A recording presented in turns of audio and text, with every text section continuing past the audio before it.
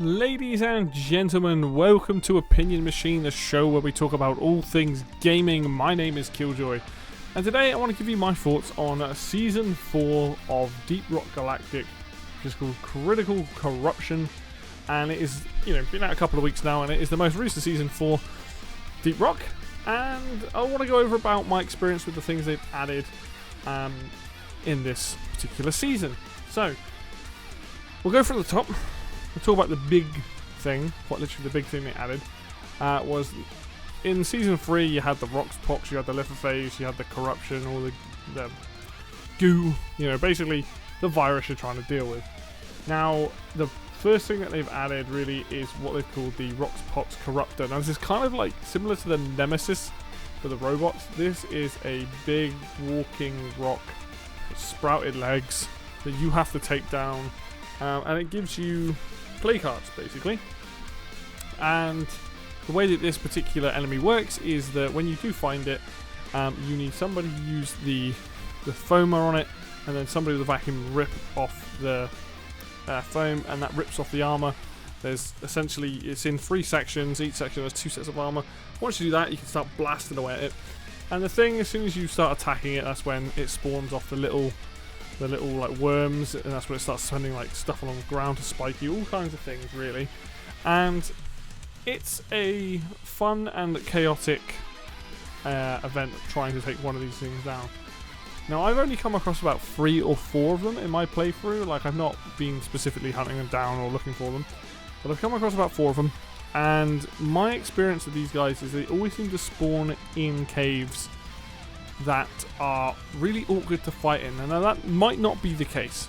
It might just be that I happen to have found it in places that are just a right old pain to deal with. But so far playing it, I have noticed, I'm like, this thing's always in really awkward caves, and it does kind of, if you're playing as some of these classes, it's kind of easy to get around it, but sometimes it's just a bit much trying to deal with it. You're getting frozen in rock pots essentially, and trying to shoot this thing, and it gets a bit chaotic. I think that's probably a good thing.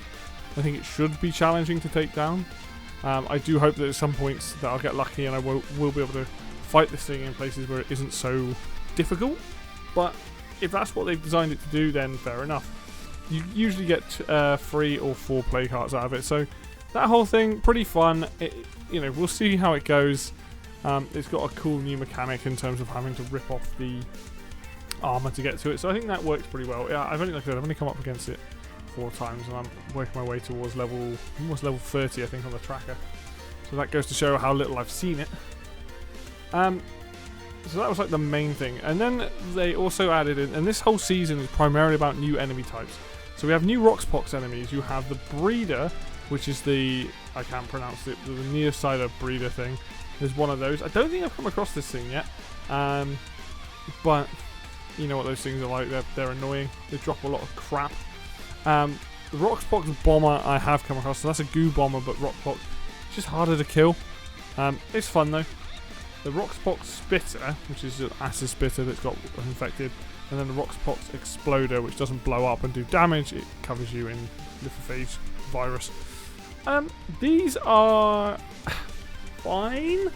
I think the Exploder makes sense. The Spitter I've hardly come across. The Bomber I kind of like. I like goo bombers anyway, because they're just funny and they have funny animations when they die and stuff.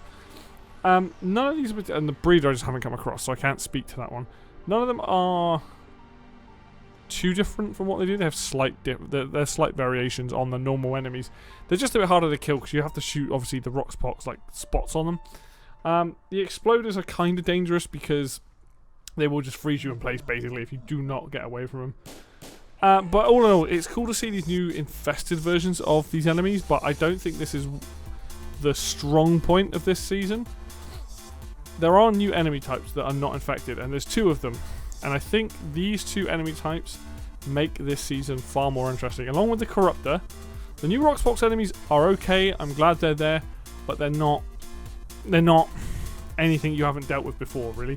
The Exploder just puts Lithophase on you rather than blowing up and doing damage. So the first of the new enemies is the Glyphid Stingtail, and this thing makes a horrendous noise.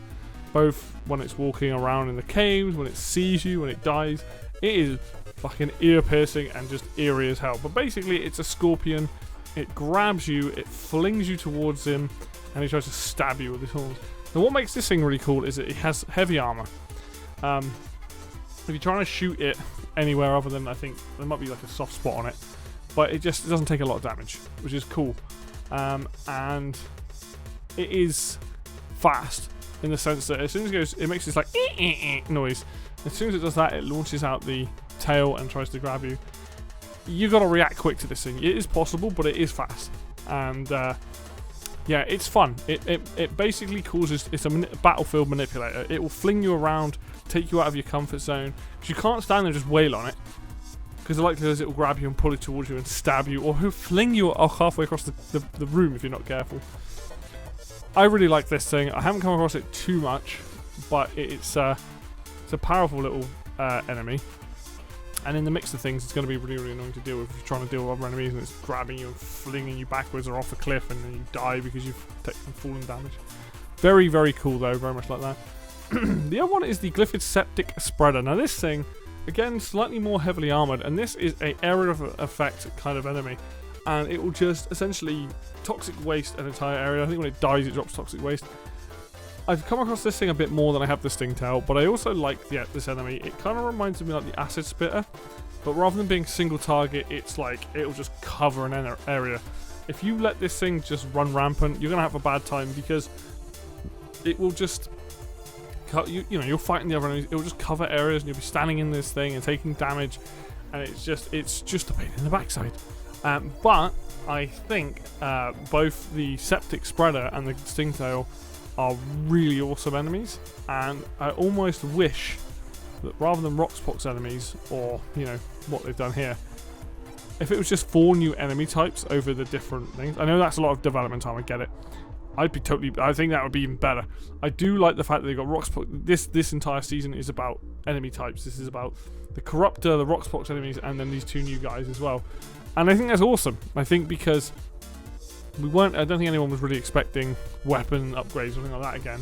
To see enemy types added in is great. And I hope I think they're doing a season 5. Whatever the season 5 ends up being, I hope that we get new enemy types, because one of my favourite things about Deep Rock is those challenges and those mix and matching of enemies. When you're trying to deal with, you're doing a caretaker mission, and you're dealing with Glyphids, and then suddenly a bunch of shredders turn up, or you're dealing with one thing and something else turns up, like a dreadnought in the middle of the mission. The enemy variety is what I like about this game, and they bring different challenges. I hope that they've got more ideas for other enemy types for the future. That would be really, really awesome. One of the other mechanics that was added into this season is the jet boots. I'm going to be honest, I don't feel strongly about these at all. Like, they're cool, and I can see that they have potential, but they're not exciting to find. And I think that's the problem with them. It's like, if I'm playing the Scout, I've already got the grappling hook. Admittedly, the cool thing about them is you can pick up an item and jump and fly around with that item. So they have utility, but they're just there. I don't feel like I need them. It's cool when they turn up, but I don't go, oh yeah, no, this is, because the thing is, the bar on the left hand side that fills up pretty quickly. I was hoping I could do some almost like moon gravity kind of jumps and things with this, but it's not really for that. I mean, they like I said, utility wise, carry items, stop yourself from smashing into the ground from a height. Like they have a use, but this is not exciting to me personally. I think some other people will have a whale of a time, higher level people have a whale of a time with it, and I almost think, and this is probably just the sort of thing that I would prefer, is that you have this instead of maybe your support item. So if you're playing as the gunner, and rather than taking your shield, you can take the jet boot. That choice to me is like, okay, I don't use the gunner shield that much, and the gunner has to use primarily his cables to get around. Alright, well if I take the jet boots, that makes him more mobile, and I can imagine the gunner with jet boots a lot of the time would be kind of nuts. They're cool that they're there, but yeah, I really don't look at it in a way that's a massive thing on the game. I think having all those enemy types is much bigger than anything else in this season. They also added an arcade machine and extended the rig so you could practice Jetty Boot, which is essentially Flappy Bird. And the last sort of things that they've really done here is that they have a new beer called the Randowizer, which basically you drink it and it gives you random, I think, looks and guns and stuff like that to take on missions. Cool, kind of fun little quality of life as well. They did also add randomized loadouts on the terminal. Again, really, really cool. Copy-paste loadouts and sleeveless armors. So, and there's a new music in this as well. There's a new track, Jonesy Prospector, is really awesome. They obviously did weapon balances, so I'm not going to go over that. And there's a weapon input buffer. There's a lot of quality of life, which is cool. Like I said, the random stuff, copy and paste loadouts, sleeveless armors, just a bit of fun. This season is, I think a lot of people are going to look at this season and say, well, there's not a lot here in terms of, you know, gun, grenade, like something new to use. That comes in the form of the jet boot, which, you know, mileage is going to vary on that. But what's really cool about this is the new enemy types. The Stingtail and the Septic Spreader, to me, are the best things about this update, and I really hope just each season, 1 or 2 more enemy types, you know, and I think, to me, that's what I really look forward to, is seeing those enemy types. There's a lot of enemy types in this game already, and I think that's really cool. Like, I love it when a random nemesis turns up, or a nemi, as I like to call him, turns up in a level. I hardly ever see that thing now. I think that, even though it's quite easy to deal with, flipping cool, you know. And I think that's what I want to see, is more, just more enemy types, because it just adds to a different challenge, what you're used to, and some things are just a pain in the backside. But all in all, I think this season is a bit more low-key in terms of what you're getting, but you are getting new gameplay elements. You've obviously got the free season pass thing, in the sense of, hey, there's a bunch of new cosmetics, all that sort of stuff, all free, which I love. Keep up the good work, boys and girls at Ghost Ship. And all in all, so far, I'm enjoying it. I will say I am a little bit fatigued with the whole Lithophage thing. I understand that they probably do, it's looking like 2 seasons so far per thing. So robots for 2 seasons, this for 2 seasons. I hope it's only 2 seasons with the Rockspot stuff, because it is getting a little bit boring. But there's enough here to keep me going, and obviously I like doing the seasons and stuff like that. So all in all, I think Season 4 is absolutely fine. The new music is very much welcome. The new enemy types are very much welcome. And I think that's kind of the way of keeping it fresh. I do hope in the future we move away from the Rockpox, but we'll see what happens, or when we get there, and, you know, with any luck, more enemy types, because that's really, really fun, having different challenges and so on and so forth. So there you go. That's my thoughts on Season 4 Critical Corruption.